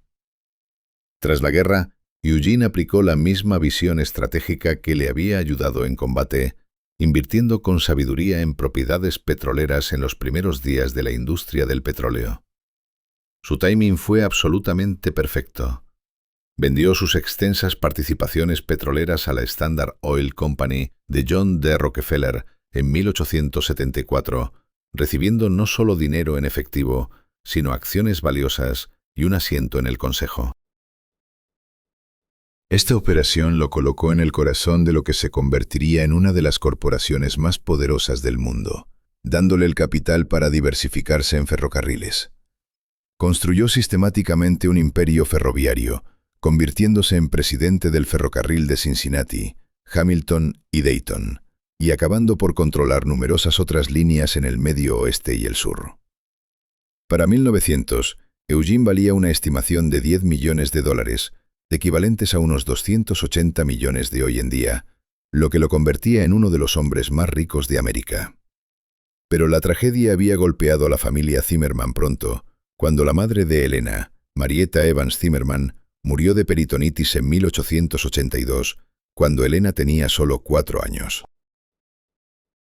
Esta pérdida temprana moldeó la infancia de Elena e influyó en la decisión de Eugene de enviar a su única hija a Francia para su educación, donde recibiría ese tipo de formación cosmopolita que la prepararía para la vida entre la élite internacional. Durante sus muchos años en Francia, Elena se volvió experta en equitación y esgrima, habilidades que la señalaban como alguien con una formación excepcional y acceso a los mejores instructores. También se convirtió en una nadadora experta, mostrando aptitudes atléticas que aún eran bastante raras entre las jóvenes de su clase social. Para 1900, Elena había completado su transformación de heredera de los ferrocarriles de Cincinnati en una joven mujer educada internacionalmente, descrita como una rubia guapa y una belleza. Estaba lista para tomar su lugar en sociedad, completamente ajena a que estaba a punto de conocer a un hombre cuya desesperación financiera haría que los millones de su padre resultaran irresistibles y su propia felicidad algo prescindible. Lo que Elena no sabía era que entre los juerguistas con disfraces en un baile de Dinard en 1900, acechaba un duque en bancarrota que ya había intentado estafar a otra heredera para casarse con ella, y ahora evaluaba su siguiente víctima. El hombre de 23 años que destruiría la vida de Elena era William Angus Drogo Monteith, el 9º duque de Manchester. Un título que sonaba impresionante, pero que ocultaba una tradición familiar de mal manejo financiero espectacular a lo largo de varias generaciones. El duque ya era notorio en la sociedad británica y estadounidense como uno de los cazafortunas más descarados de su generación, habiendo heredado su título a los 15 años y pasado 8 años perfeccionando el arte de la bancarrota aristocrática. Sus antepasados habían dilapidado sistemáticamente la fortuna familiar con fiestas extravagantes para el príncipe de Gales, mientras que el 8º duque se había casado con Cubanames Consuelo Isnaga sin obtener el ajuar esperado. Cuando el noveno duque heredó el título con solo 15 años, se dice que se arrodilló ante el príncipe de Gales para suplicar perdón por su madre, una humillación temprana que marcó por completo su forma de sobrevivir. La búsqueda del duque por Helena formaba parte de una estrategia calculada para recuperar las finanzas familiares mediante el matrimonio con una rica heredera estadounidense, llevada a cabo más como un plan de negocios que como una aventura romántica. Sus tácticas eran tanto desesperadas como engañosas. En 1897, él mismo anunció de forma unilateral su compromiso con la adinerada Megle, para su gran sorpresa y disgusto. El padre de Megle, Ogden, se enfureció tanto por la presunción del duque que declaró que preferiría ver a su hija muerta antes que duquesa de Manchester, una reacción que debería haber alertado a otros padres acaudalados. La reputación del duque se había vuelto tan infame que los periódicos publicaron después fotografías suyas rodeado de retratos de las 22 mujeres a las que supuestamente se había prometido. La oposición de Eugene Zimmerman al enlace reflejaba el mismo olfato para los negocios que lo había hecho triunfar en el petróleo y los ferrocarriles. Él vio que el duque estaba casi en la ruina y que parecía sin rumbo fijo al pasar de la actuación al periodismo y luego a cortejar herederas. Eugene exigió que la pareja esperara, y Helena regresó a casa en Cincinnati, un movimiento estratégico para romper la relación y darle tiempo a su hija para descubrir el verdadero carácter del duque. Sin embargo, Helena volvió a Inglaterra en noviembre de 1900 con una dama de compañía, pero sin su padre, y la chaperona fue fácilmente conquistada por el encanto y la desesperación del duque. El 14 de noviembre de 1900, la pareja se casó en privado en la iglesia de Marileon, en Londres, en una ceremonia tan secreta que ni el padre de Helena ni la madre del duque estuvieron presentes. Ese secretismo revelaba la naturaleza dudosa del matrimonio. La madre del duque no creyó las noticias hasta que las verificó en el registro eclesiástico de matrimonios, mientras que ambas familias se enteraron por los reportajes en la prensa.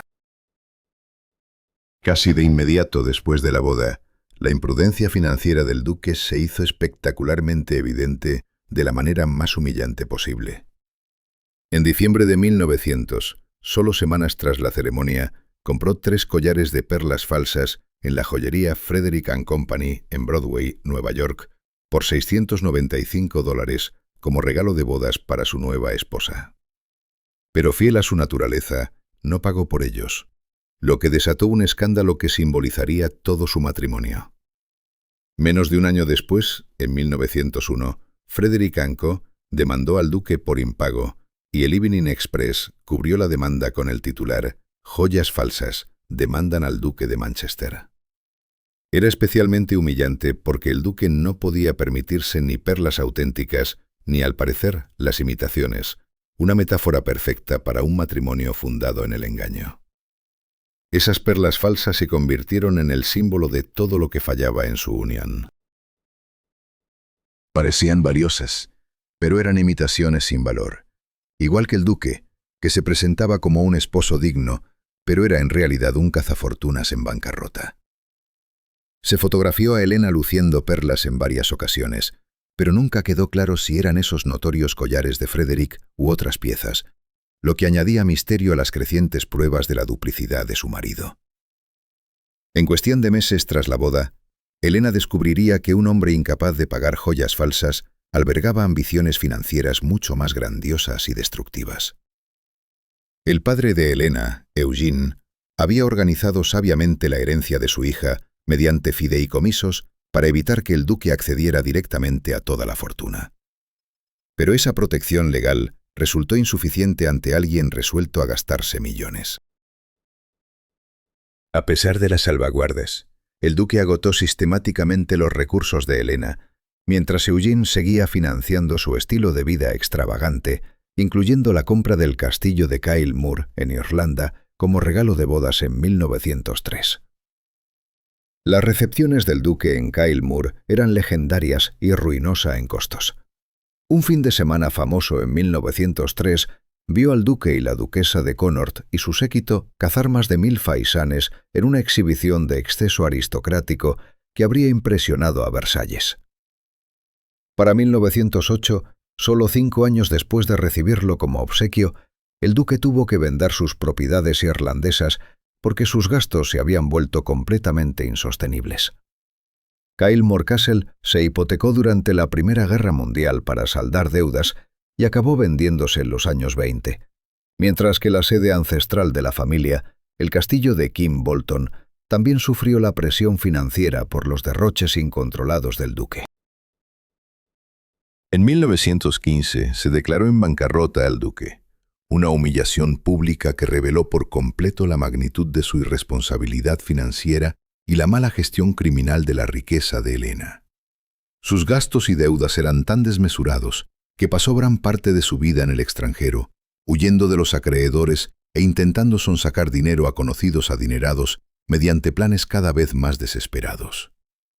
Durante esas 3 décadas, Helena soportó una infidelidad constante y humillaciones públicas, ya que las aventuras del duque se llevaban a cabo a la vista de todos y se publicaban en las columnas sociales. El matrimonio, que había empezado con engaños, como collares de perlas falsas que su nuevo esposo no pagó, siguió por el mismo camino con mentiras y traiciones continuas que arruinaron su equilibrio emocional. La fortuna de Helena, que debería haberle dado seguridad e independencia, se convirtió en una trampa que financiaba el estilo de vida destructivo de su marido, dejándola devastada psicológica y financieramente.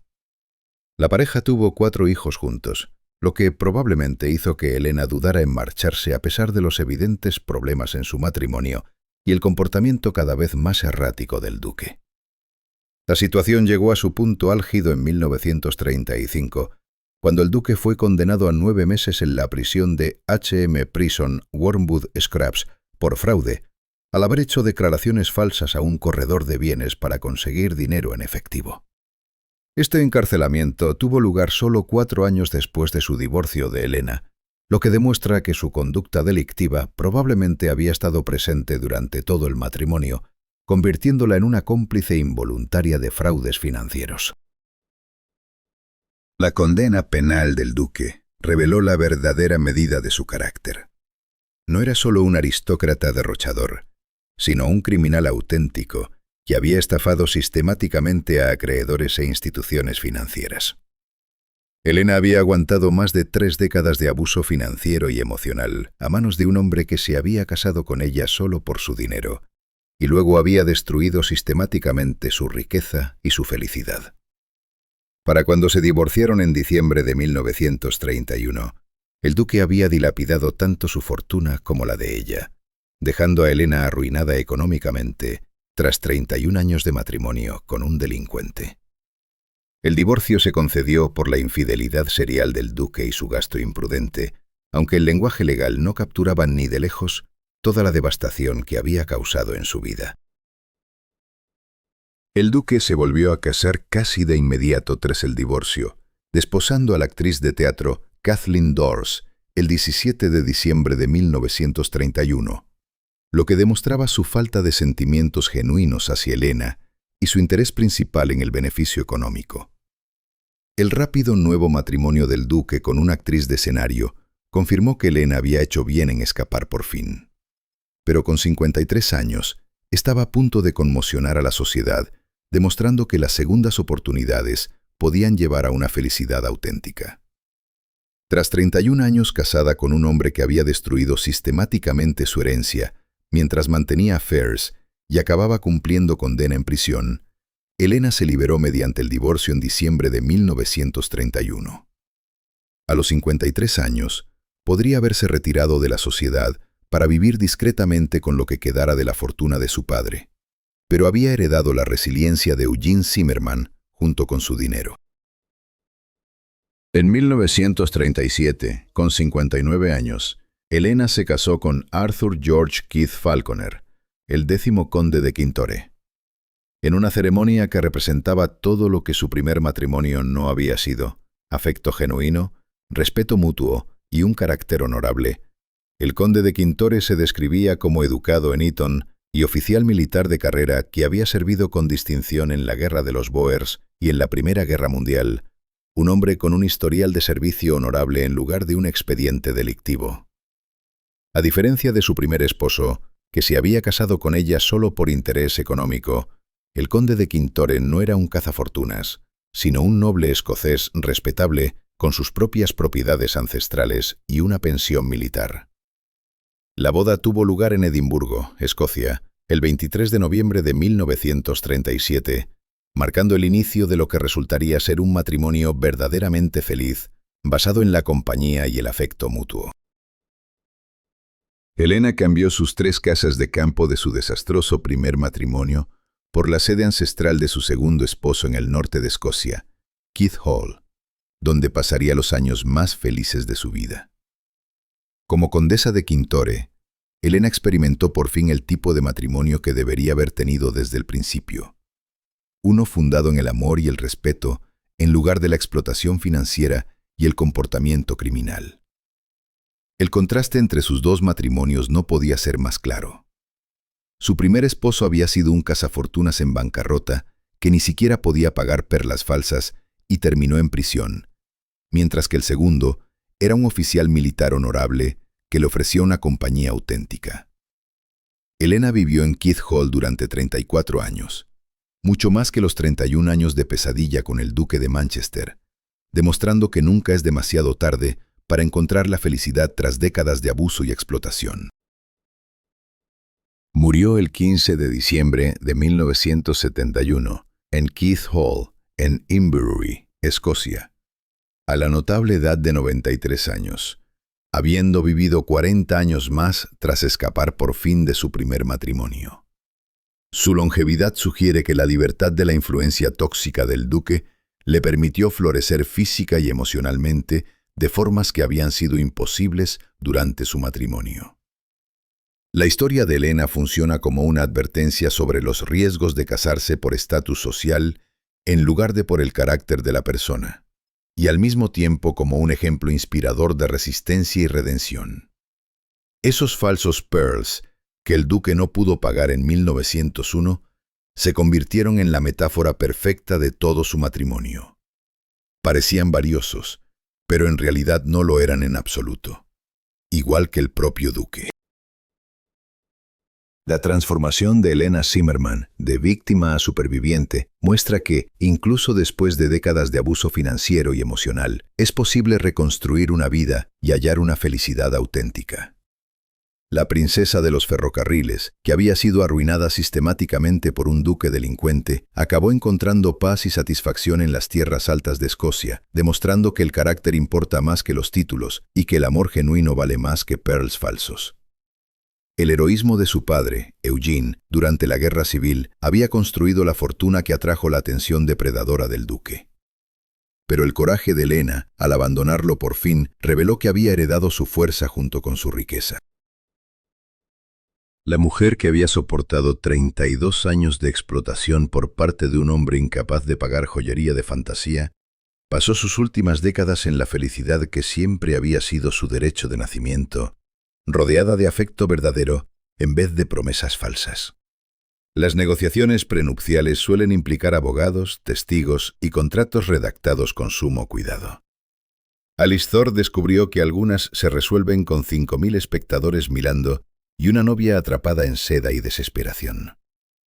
En la primavera de 1903, cuando las fortunas ferroviarias americanas aún llevaban el hollín de sus orígenes y los títulos británicos soportaban el peso de fincas en ruinas, una tormenta perfecta de codicia y desesperación se concentró en un solo altar. Lo que empezó como un choque de cuento de hadas entre la riqueza del Nuevo Mundo y la nobleza del Viejo Mundo, derivó en algo mucho más siniestro. Una situación de rehenes disfrazada de santo matrimonio, donde el honor familiar se convirtió en rescate y la marcha nupcial en una marcha fúnebre para la ilusión misma. El polvo frío de Pittsburgh estaba a punto de encontrarse con el polvo de escenario de un actor cuyo mayor papel consistía en convencer a una heredera de que el amor se podía comprar con un título. Por eso, en el episodio de hoy de All Money Allure, nos adentramos en el esquema de extorsión matrimonial más descarado de la historia de América. Alice Cornelia Thor controlaba una fortuna capaz de comprar pueblos enteros de carbón en Pensilvania. $13 millones según la mayoría de las estimaciones, lo que la convertía en una de las mujeres solteras más ricas de América a sus 23 años.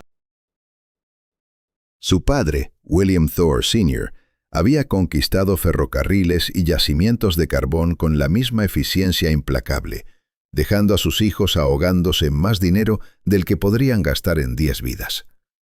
En este paraíso dorado de Pittsburgh se coló George Francis Alexander Seymour, conde de Yarmouth, portando un título que se remontaba siglos atrás y deudas que databan de la semana pasada a lo sumo. El conde ya había declarado bancarrota en 1899, un logro espectacular para alguien cuyo padre dirigía una de las grandes fincas británicas en Ragley Hall. Su asignación anual de 200 libras apenas cubría sus gustos por el champán, y ni mucho menos las 3.000 libras que debía a unos acreedores cada vez más impacientes. Pero Josh tenía algo más valioso que el dinero, un encanto aristocrático pulido por la desesperación y un talento para la reinvención. Había estado recorriendo escenarios de vodevil americano con el ridículo nombre artístico de Eric Hope, haciéndose pasar por ídolo de matiné ante un público que pagaba por verlo. Entre representaciones, probó suerte con el cultivo de plátanos en Queensland, donde lo demandaron por no pagar a los trabajadores antes de que los acreedores le embargaran toda la cosecha tropical. El conde se especializaba en cazar dinero americano, habiendo cortejado ya a otras 4, incluida una prima de la propia Alice, antes de poner sus ojos en la fortuna de los Thor. Su táctica seguía 5 pasos calculados: cambiar de nombre, irrumpir en el salón adecuado, pedir prestados accesorios, tocar la fibra sensible y luego acelerar antes de que nadie pudiera investigar a fondo. Alice lo conoció en la casa de su hermano Josiah, en Lafayette Square, frente al Vasco Theatre, en enero de 1903, donde él había llegado de invitado de Harry. El conde contó a los reporteros que su bancarrota provenía de una generosidad imprudente con amigos pobres, mientras pedía a esos mismos periodistas que le prestaran dinero para comer. Su madre, al parecer, tuvo que prestarle ropa de etiqueta para las fiestas de Washington, ya que su propio guardarropa había sido incautado por acreedores menos pacientes. El anuncio del compromiso en febrero de 1903 provocó un frenesí de alegría en la alta sociedad de Pittsburgh, encantados de que su princesa del carbón se convirtiera en condesa.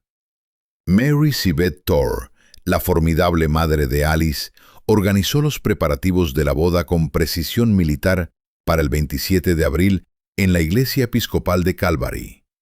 Los columnistas sociales relataron con entusiasmo el trousseau de Alice por $100,000, 3,3 millones en dinero de hoy, mientras pasaban por alto contacto los apuros financieros temporales del novio. El noviazgo de 3 meses avanzó a toda velocidad, probablemente orquestado a propósito para evitar cualquier escrutinio profundo de los espectaculares fracasos financieros del conde. La fortuna de Alice incluía $200,000 en efectivo, además de 11,000 acciones de la Pennsylvania Railroad, lo que la convertía en un objetivo irresistible. El conde se afanaba por mantener su fachada aristocrática mientras esquivaba a los acreedores de Nueva York, que ya habían olfateado su inminente golpe de suerte. «No les debo mucho por aquí y no quiero ningún lío», les aseguró a los reporteros, añadiendo que su abogado se reuniría con cualquiera que pudiera tener algo que reclamarme. A medida que se acercaba el 27 de abril, 5,000 curiosos se preparaban para invadir la iglesia Calvary, con cientos planeando trepar a los postes de telégrafo para tener una vista mejor. Los corredores de apuestas de Pittsburgh ofrecían cuotas de 8-1 de que el matrimonio no duraría más de 5 años. En 1908 se embolsarían sus ganancias, pero antes el conde tenía una actuación más que representar, una que convertiría el Santo Sacramento en el chantaje matrimonial más descarado de la historia. La iglesia episcopal Calvary rebosaba de 5,000 espectadores boquiabiertos el 27 de abril de 1903, mientras la policía luchaba por abrir caminos a través de la muchedumbre asfixiante. Dentro, la élite de Pittsburgh ocupaba sus asientos con las sedas y diamantes más finos, ansiosa por ver cómo sus magnates del carbón ascendían a la nobleza británica bajo $50.000 en orquídeas blancas. La orquesta ya estaba en su sitio. Alice aguardaba en la sacristía, resplandeciente en su vestido de París, mientras las matronas de la alta sociedad ajustaban sus lorgnettes para captar cada detalle. Entonces llegó el lacayo con un mensaje que transformaría una boda de cuento de hadas en una trama de extorsión digna de una novela barata. El conde de Yarmouth se negaba a entrar en la iglesia a menos que Mary Civetor le transfiriera de inmediato $1 millón en acciones de Pittsburgh Plate Glass y certificados de minas de cobre directamente a su nombre. Nada de fideicomisos, ni arreglos matrimoniales, ni cláusulas de protección. Solo valores fríos y duros por valor de $35,5 millones de hoy en día.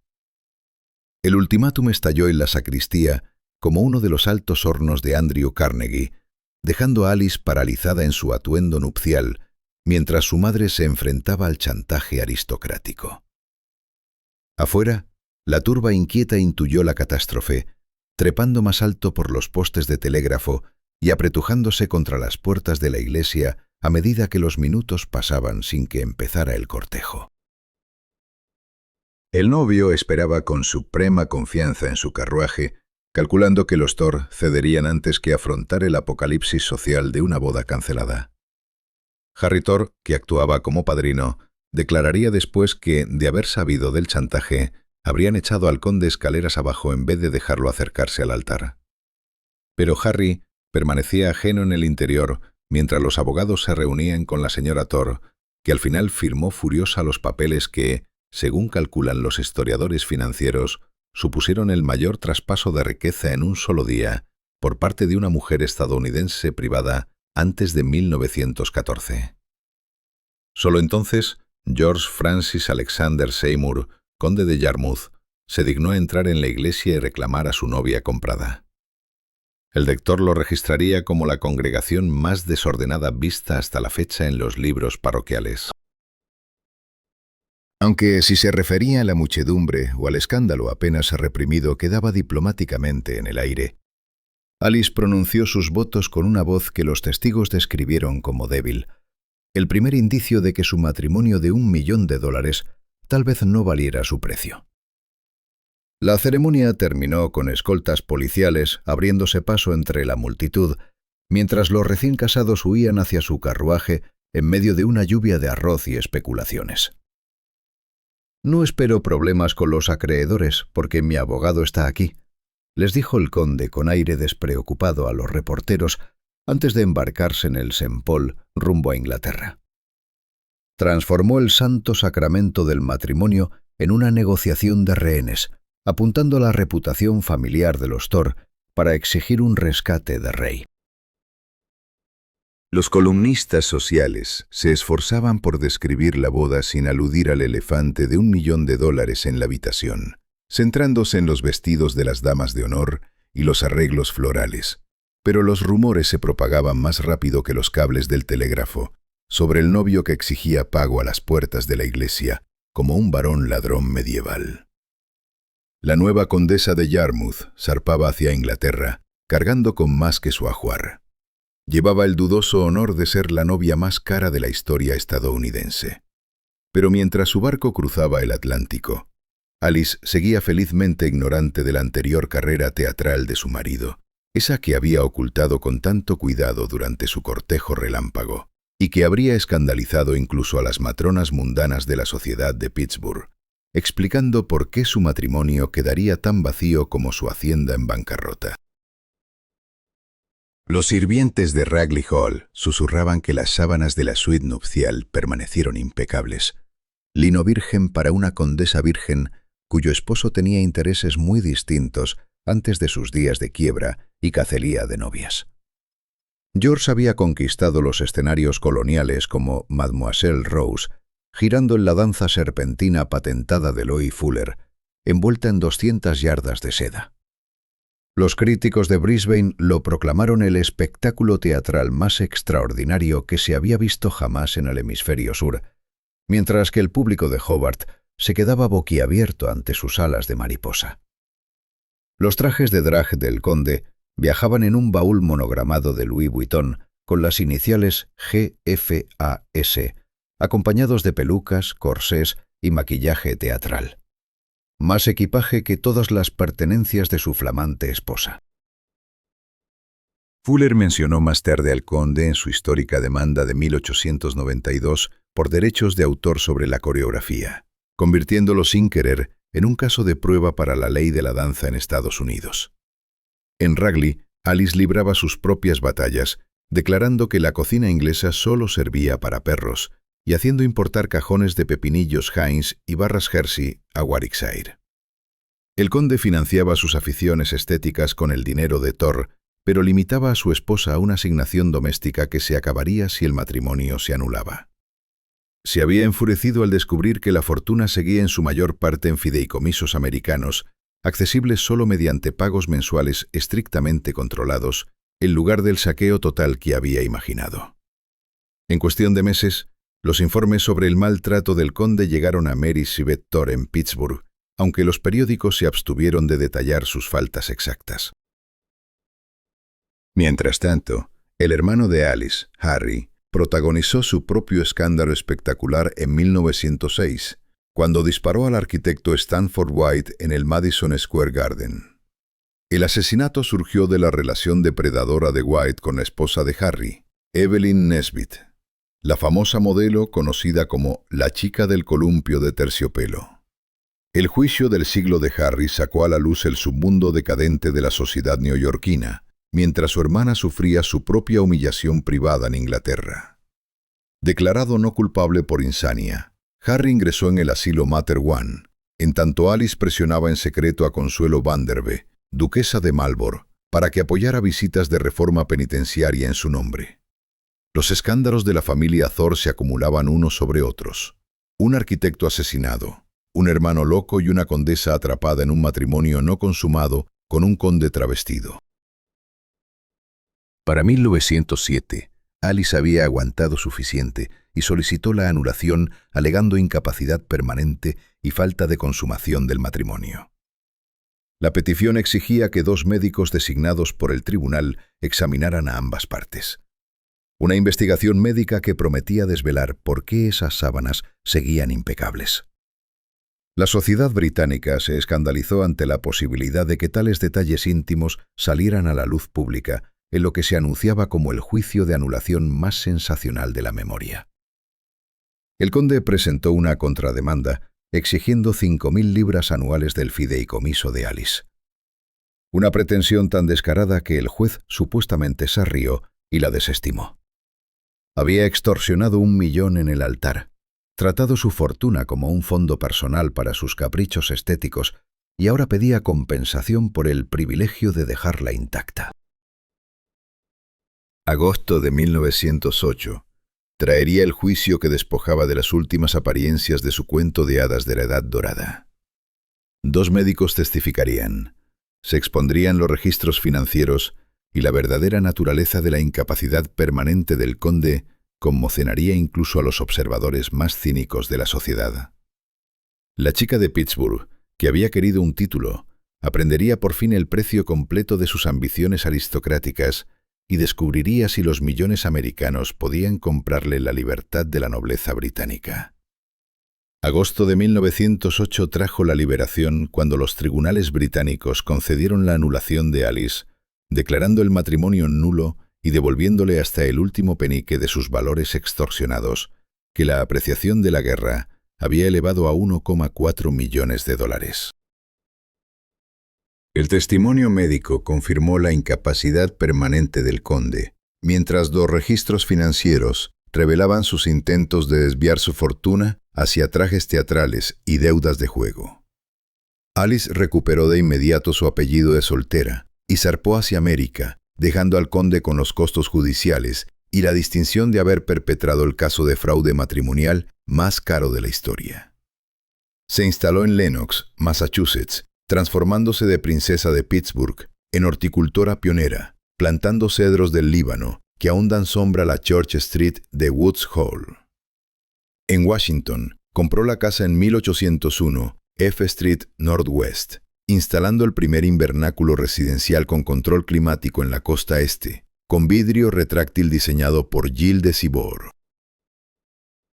Su salón se convirtió en el punto de encuentro principal de Washington antes de la guerra, donde albergaba sesiones clandestinas de planificación del sufragio, usando la palabra clave Bot Lecture para eludir a los reporteros hostiles. Los visitantes se maravillaban ante su espejo Raku de Thomas Johnson, importado de Londres, una sutil venganza contra el gusto británico de una mujer que había importado barras Hershey a Ragley Hall. El 22 de marzo de 1913 se casó con el corredor de bolsa de Boston Jeffrey Whitney en la isla de Cumberland, Georgia. 20 invitados, 0 extorsiones y un montón de ostras fritas. La ceremonia especificaba que no habría regalos. Alice había aprendido que la simplicidad superaba el espectáculo en asuntos matrimoniales. Mientras tanto, la trayectoria del conde trazaba un arco perfecto de disolución aristocrática, empezando por su segunda quiebra en 1911, con deudas de 23.000 libras frente a activos de caballos de carrera sin valor. La muerte de su padre en 1912 le dejó el marquesado de Hartford a Marquette, aunque solo con un usufructo vitalicio, ya que la familia había protegido con astucia cualquier cosa que pudiera despilfarrar. Para 1927, ya estaba vendiendo la tradición familiar por 60.000 libras para saldar deudas en Montecarlo. La última obra maestra que los fideicomisarios no habían clavado al suelo. El hombre que había actuado como Mademoiselle Rose en los music halls australianos murió solo en un hotel de Troyes en 1940. Su patrimonio se valoró en 37 libras. Su descendiente, William Seymour, libraría su propia batalla contra sus padres en un juicio del Tribunal Supremo en 2025 por el control del patrimonio Ragley de 85 millones de libras. El juez citó municiones grabadas en secreto como prueba de la disfunción familiar continua. Alice prosperó en su segunda etapa, ganando la medalla de logro de la Sociedad de Horticultura de Massachusetts en 1939 por sus contribuciones botánicas. Apoyó desde lejos a su hermano Harry, internado, mientras su hermana Margaret se casaba con el sobrino de Andrew Carnegie y luego con un conde francés, protagonizando tableaux vivants parisinos subidos de tono. Los historiadores financieros aún citan la transferencia forzada en el día de su boda de Mary Thorpe como el mayor movimiento de riqueza privada en un solo día por una mujer estadounidense antes de 1914. El conde entró en la historia del drag como el primer performer británico titulado que encabezó en ropa de mujer por dinero, mientras que Alice inspiró la narrativa de las princesas del dólar desde Edith Wharton hasta HBO. Aquellos corredores de apuestas de Pittsburgh que ofrecían cuotas de 8-1 contra que el matrimonio durara 5 años lo acertaron de pleno, cobrando sus ganancias en 1908. Los Colery, que pagaron $1 millón por una corona de condesa, descubrieron que la libertad era el único título que valía la pena, y que la mejor venganza contra un conde teatral era una vida auténtica, sin disfraces ni pretensiones, en suelo americano donde sus árboles sobrevivirían al nombre de él. La boda de cuento de hadas de Alice Thorpe con el conde de Yarmouth se convirtió en el esquema de extorsión matrimonial más caro de la historia, cuando él se negó a entrar en la iglesia a menos que su familia transfiriera de inmediato $1 millón a su nombre. El conde arruinado.